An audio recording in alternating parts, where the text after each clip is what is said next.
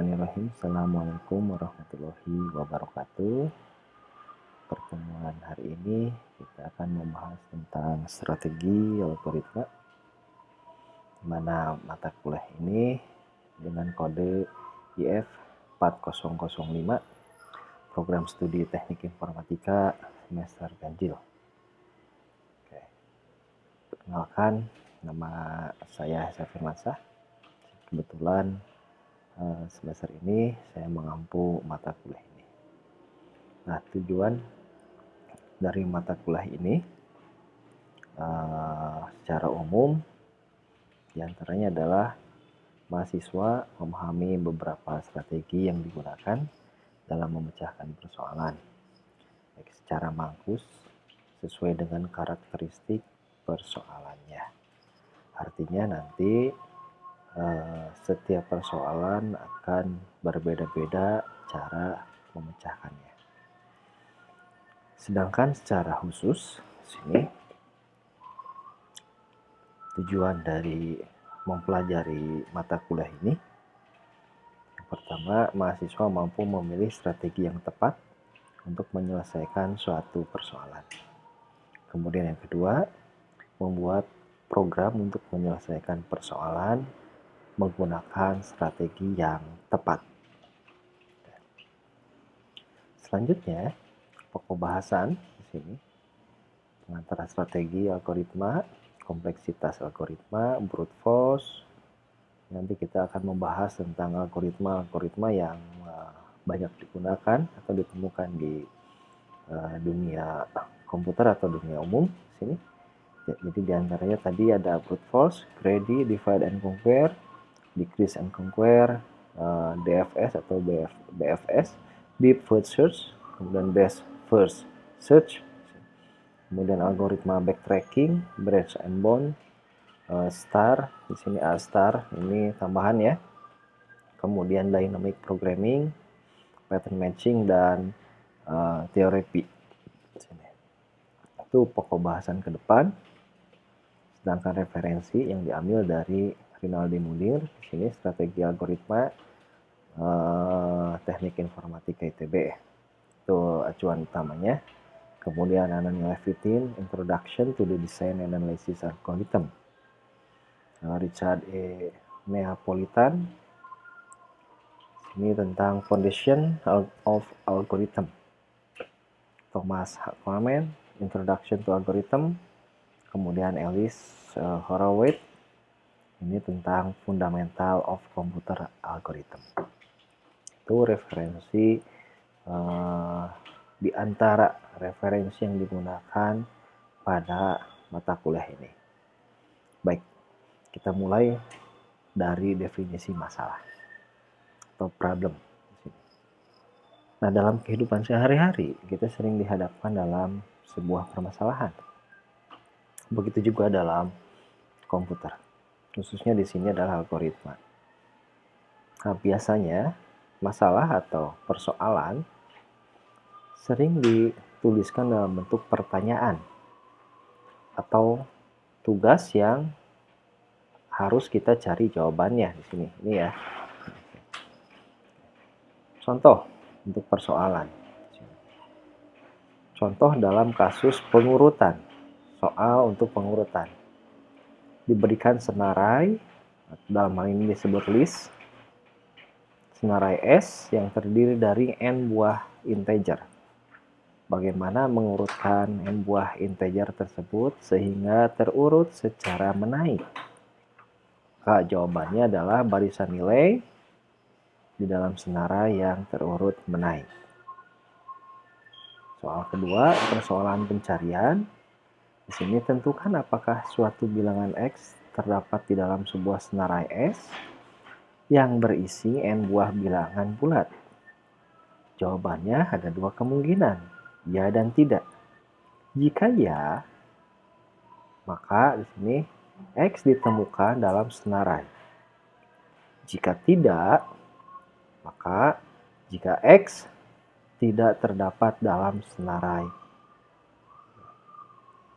Oke, itu mungkin sekitar tentang definisi masalah. Oke, masalah atau problem di sini nanti akan berkaitan dengan instansiasi persoalan, di mana parameter nilai yang diasosiasikan di dalam persoalan tersebut. Maka jawaban terhadap instansiasi persoalan sering disebut sebagai solusi. Atau dalam pendekatan masalah itu yang disebut dengan jawaban.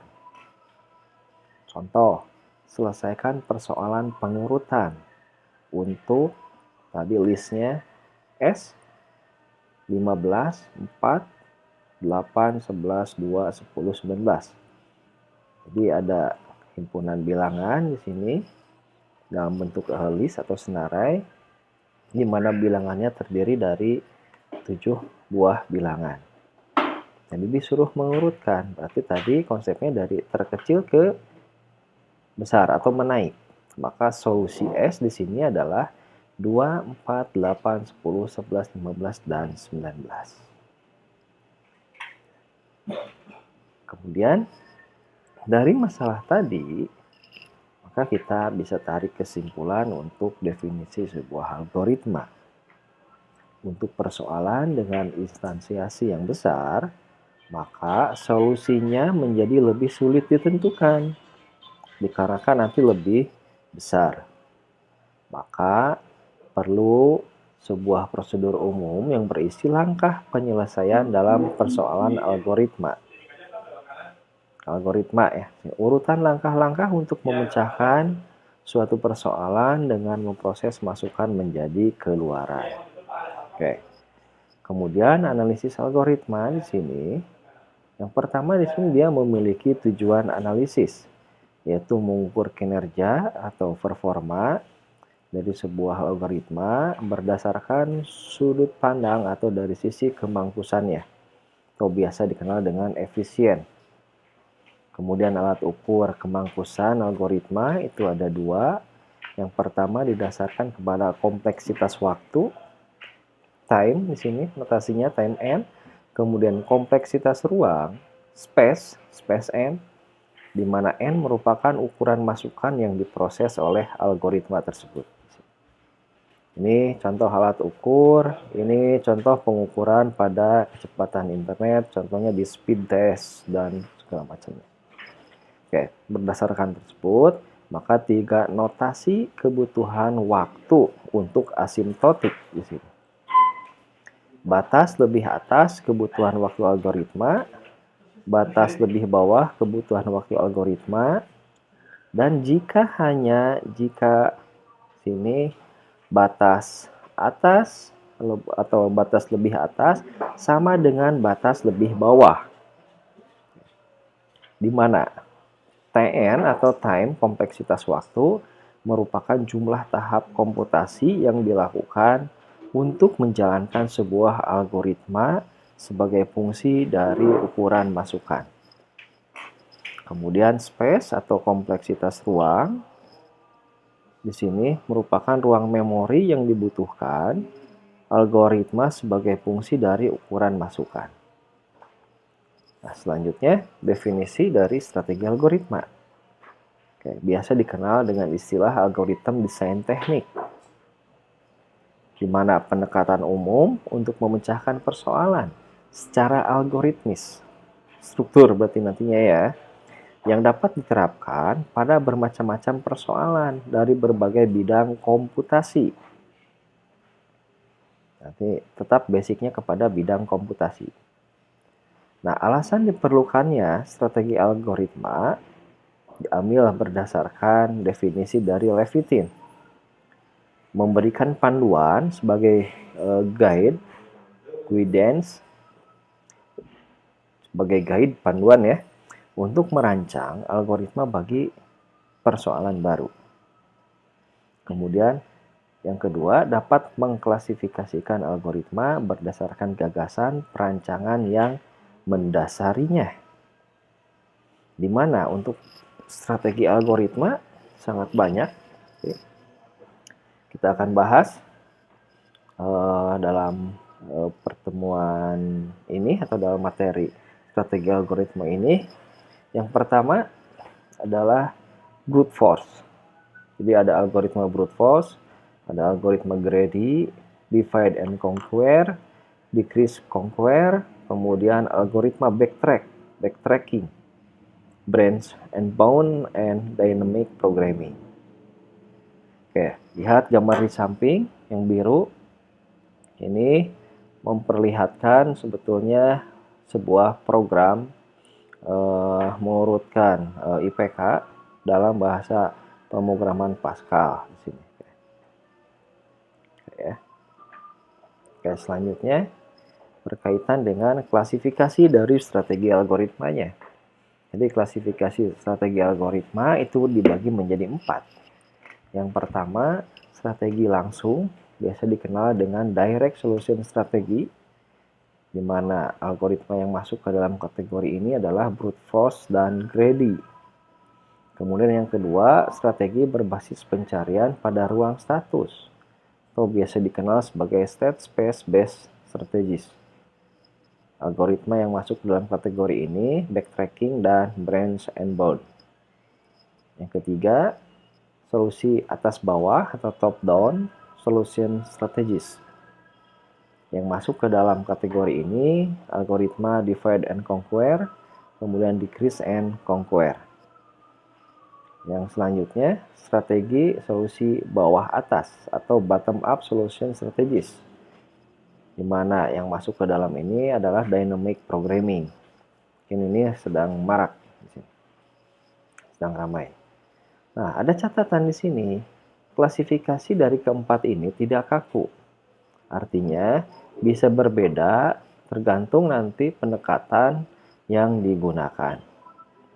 Contoh gambar di samping ada 2 di sini, yang hijau sama yang merah. Yang putih di sini ya. Angka yang putih itu actual large spread, jadi dari yang terkecil ke yang terbesar. Kemudian yang merah itu yang greedy, rakus. Seperti. Oke, mungkin untuk lebih lanjut kita bisa pelajari bersama, kemudian sambil nanti lebih intens lagi mencari materi tentang strategi algoritma. Oke, untuk pertemuan pertama ini, seperti kita maklumi, saat ini sedang masa pandemi, semua pembelajaran melalui daring, dalam hal ini dalam bentuk video. Untuk komunikasi, silahkan bisa memanfaatkan forum e-learning, khususnya di e-learning.stimik-sumedang.ac.id. Terima kasih. Kritik dan saran silahkan di e-learning atau di WA grup yang sudah dibuat. Terima kasih. Kemudian kita punya moto, life is as we live it, not as we want it to do. Hidup seperti yang kita jalani, bukan yang kita mau. Maka dari itu bersyukur. Tetap semangat. Terima kasih. Assalamualaikum warahmatullahi wabarakatuh.